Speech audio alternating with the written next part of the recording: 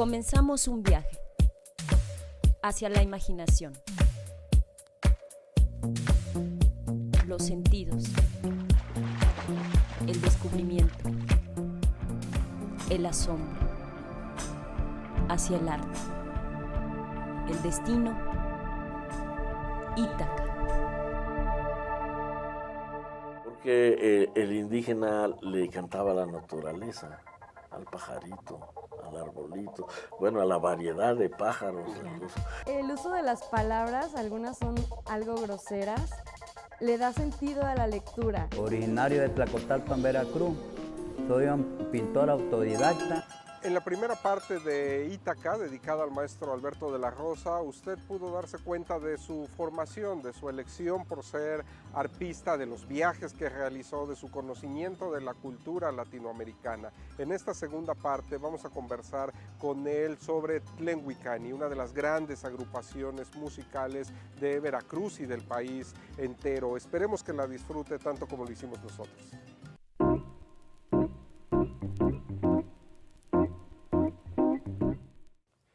Buenas tardes. Si usted esperaba en la primera Ítaca que tuvimos con el maestro Alberto de la Rosa, si usted esperaba que habláramos solamente de música y arpa, seguramente se sorprendió al haber visto al maestro de la Rosa hablar de regionalismos, de lexicografía, de otras lenguas como el guaraní y de sus experiencias. Es naturalmente y por eso un hombre de la estatura y de la talla que es, por su conocimiento total y no solamente de la música, ¿no es cierto, Mónica? Claro, claro.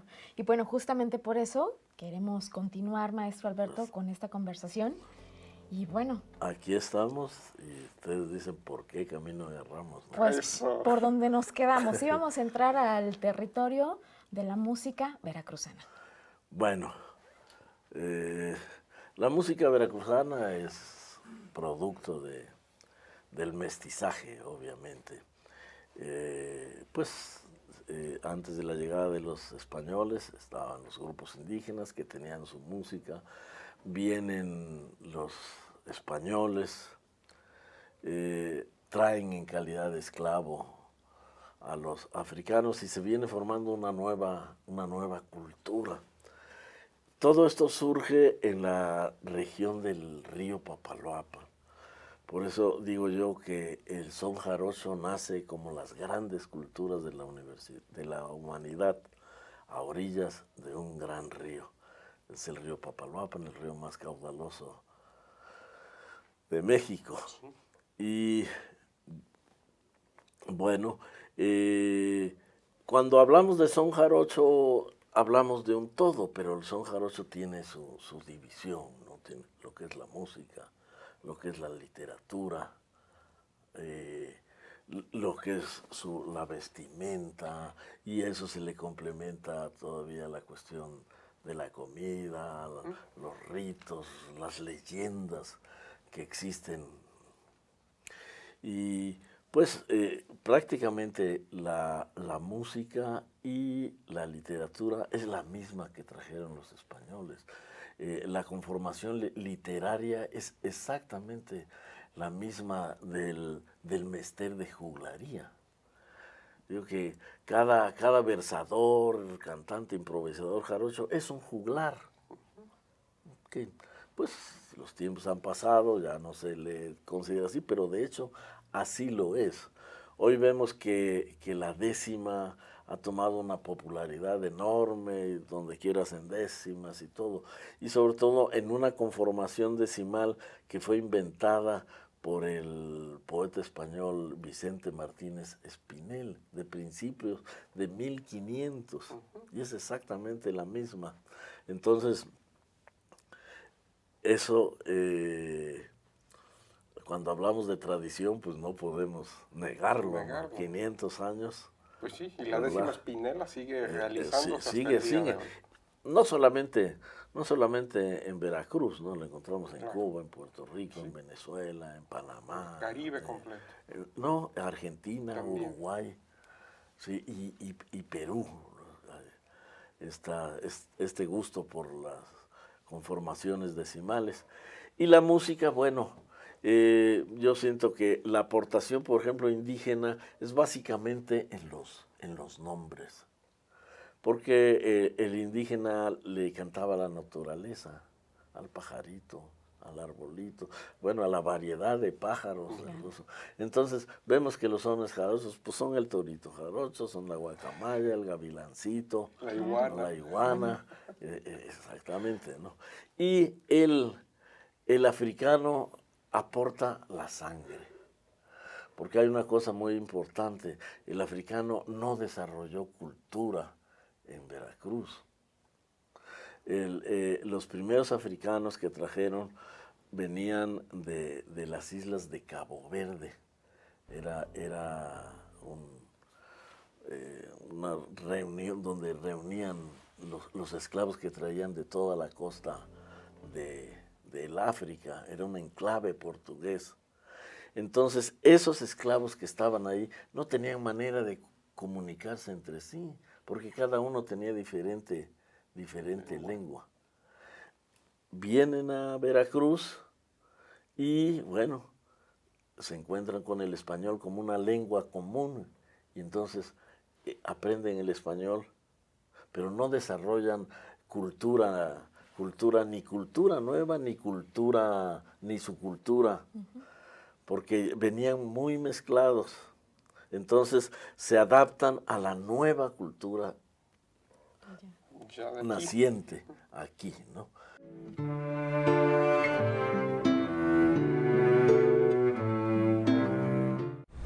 El arte es una necesidad espiritual, una expresión real de la vida anímica del hombre. Muchas veces, en nuestro entorno, la inspiración sirve para representar aquello que se requiere compartir.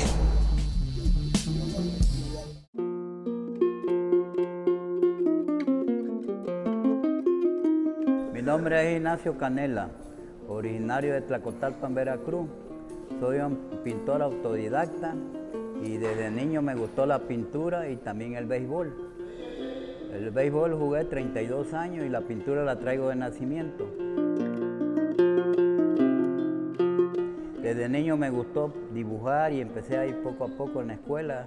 Estudié en la escuela Cházar, después estudié en la escuela comercial, profesor Avelino Bolaños Palacio, y ya empezaba yo a destacar, pero me fui a jugar béisbol profesional, destaqué también grandemente y batí el 3.18. El propósito de lo que yo ganaba ahí, compraba yo mis materiales para poder sobresalir. Y ahí me fui trabajando, jugaba y pintaba. A la vez he expresado toda la cultura de Tlacotalpa, de Veracruz, para llevar un mensaje a otros países, como Alemania, Europa, Brasil, Cuba, y a la vez en grandes museos de la Ciudad de México, que es Museo de Antropología, Carrillo Gil, Anahuacal y Coyoacán, Culturas Populares, y Palacio Iturbide, en Puebla en el Museo de Amparo, en el Festival Cervatino de Guanajuato, en Guadalajara, en el norte también, Monterrey, Arte Actual Mexicano.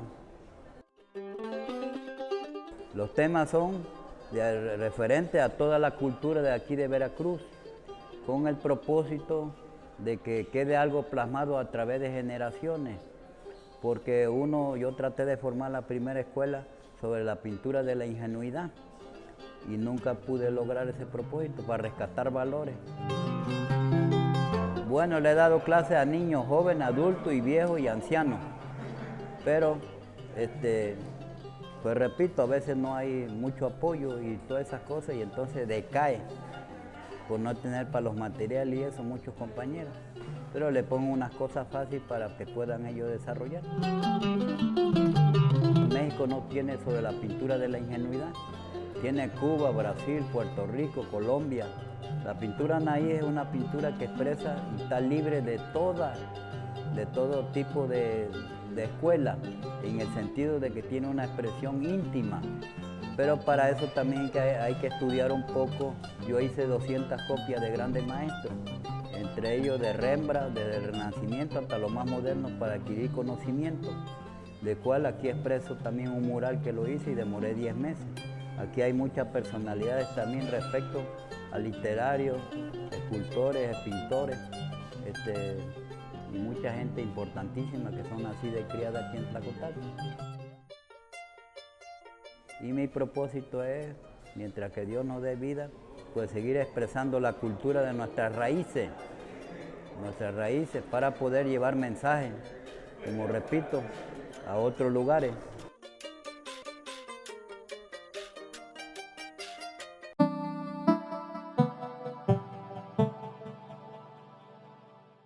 Por eso no encontramos reminiscencias de cultura africana, ¿no? No falta quien dice, no, pues ahí tenemos Mocambo, no. Como hay un investigador, Randall Cole, Randall Cole, que dice decir que esas palabras porque porque llevan M como Bamba y Mocambo y todo, son africanos, es decir que el pan Bimbo es africano también. Y que llevan M. Sí, exactamente, porque hay esa creencia, ¿no? ¿Cómo se dice barato en africano? Ganga. Entonces, no, hay miles de lenguas, o más de 1000 lenguas en África, ¿no? Muy diferentes unas con otras. Bueno, pero el africano aporta y se mezcla rápido.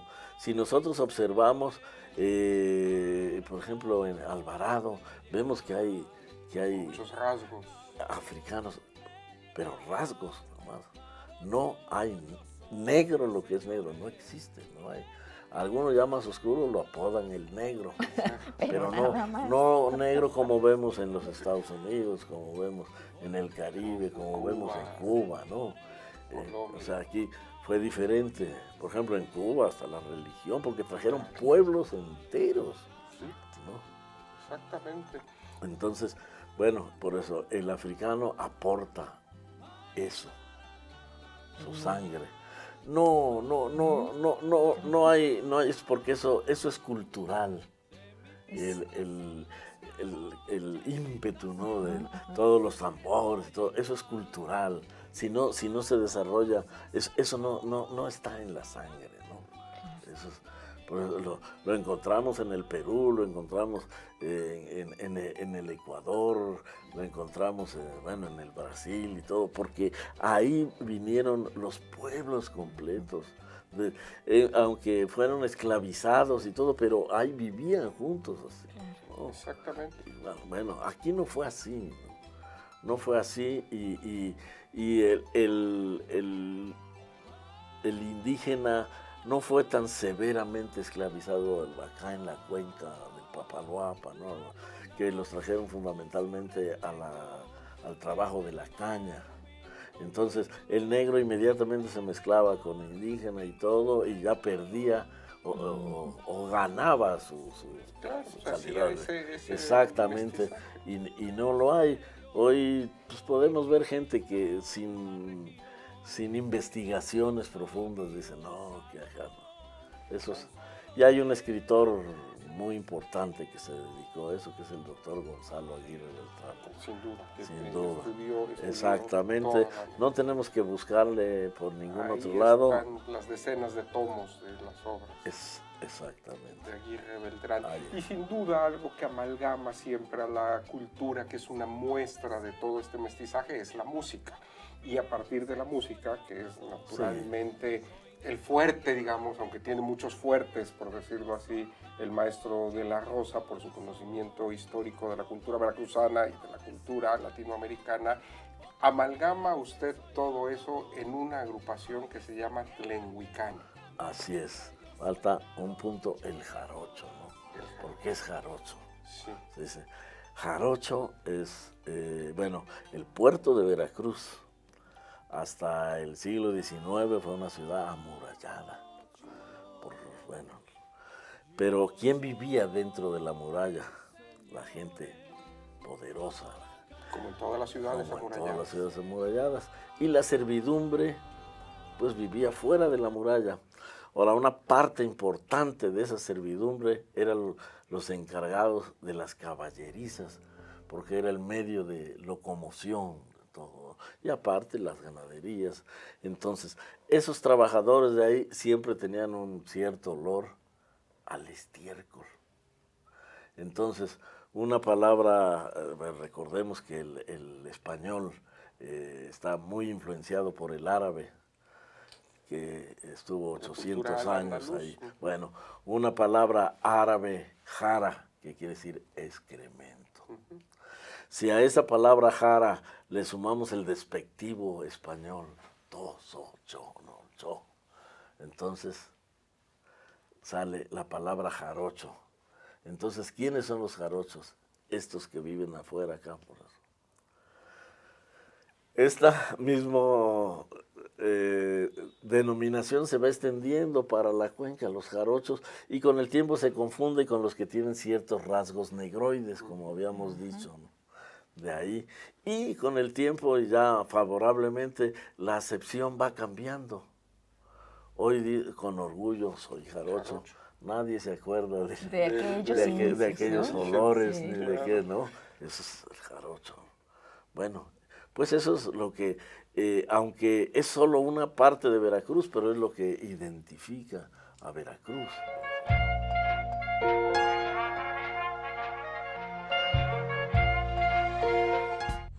El apando reafirma a un escritor capaz de dar el máximo de intensidad en el mínimo de extensión y de imprimir en nuestra memoria un núcleo de personajes desgarradamente vivos. José Revueltas, mi autor y yo. Mi nombre es Itzel Montserrat Morales Hernández. Mi autor favorito es José Revueltas en el libro Apando. Me gustó porque te habla realmente de la vida, aunque se especifica en la cárcel, pero es aplicable en todo. Habla como la mamá, tú puedes dañarla y ella siempre te va a perdonar, del amor de la madre, de cómo las personas te hacen sentir mal poniéndote un nombre como el carajo, que sería aquí el personaje principal. Entendí que no solo puede estar apandado, que es el encarcelamiento físico o mentalmente, ya que también las redes sociales nos han apandado. Igual el estudio ya no es lo que queremos realmente estudiar, sino lo que nos imponen estudiar. Es una forma no de rebelarse, sino de entender un poco más allá de lo que nos ponen. La parte que más me emocionó fue cuando yo me di cuenta que en el final él dice, no, mi mamá es la que me trajo la droga. O sea, todavía que su mamá lo ayudaba a conseguirle la droga para mantenerse vivo, él la acusa y pues a su mamá se la llevan. Esa parte a mí me sorprendió porque de cierta forma a veces nosotros sin darnos cuenta les fallamos a nuestros padres y aún así ellos siguen con nosotros apoyándonos en todo. De eso y que se dan relaciones ahí entre los apandados homosexuales y todo eso, aunque tienen pareja, ellos prefieren estar con el sexo opuesto. El uso de las palabras, algunas son algo groseras, le da sentido a la lectura, como que te emociona más leerlo por cómo lo dice, cómo se refiere. Me costó mucho entender quiénes eran los monos realmente, porque decía que ellos también estaban apandados y no sabía si eran los presos o quiénes. Hasta que después de las lecturas me di cuenta que esos eran los que cuidaban, los celadores, y los monos, ellos eran los monos que, igual que los presos, estaban apandados. Entonces ya no se sabía quién estaba preso, más preso, si ahora sí, como valga la redundancia, los presos o los que cuidan a los presos, porque no tienen vida social, dedican todo su tiempo a estar cuidando a esas personas y el dinero pues lo gastan, pero no en lo que ellos realmente quieren. Mi nombre es Montserrat, mi autor es José Revueltas y el libro que me gustó más es El Apando.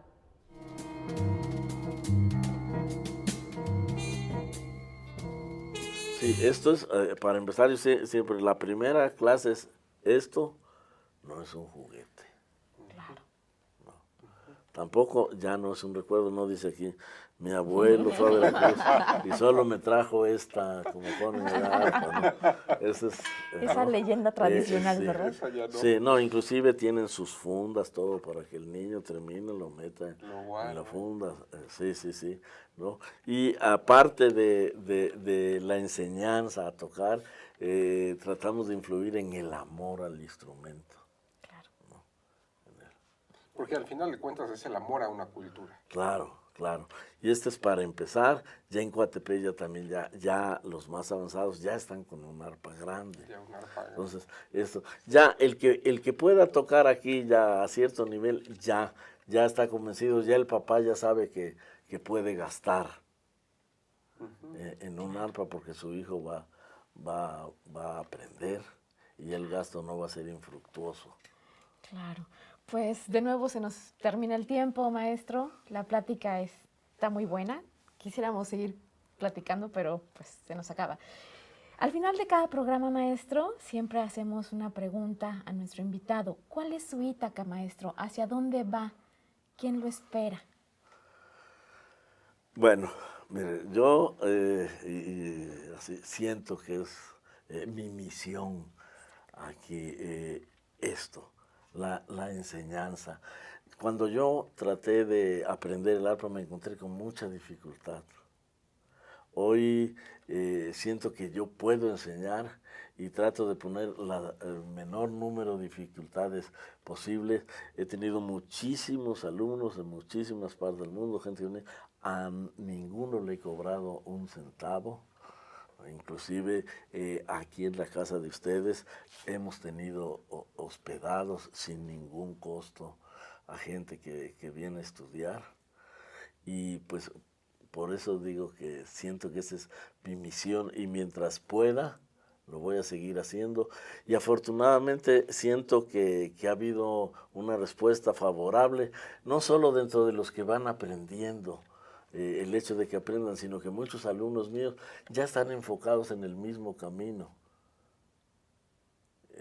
Tenemos el ejemplo de Raúl Monge en Coatepec, tenemos el ejemplo de Iván Velasco, que empezó también con una arpa pequeña y hoy está considerado entre los mejores arpistas del mundo, que ha desarrollado una actividad importantísima en los Estados Unidos, inclusive transformando la organización del mariachi para que, haciendo que los mariachis usen arpa veracruzana y no arpa jalisciense y que en su repertorio utilicen mucho más música veracruzana.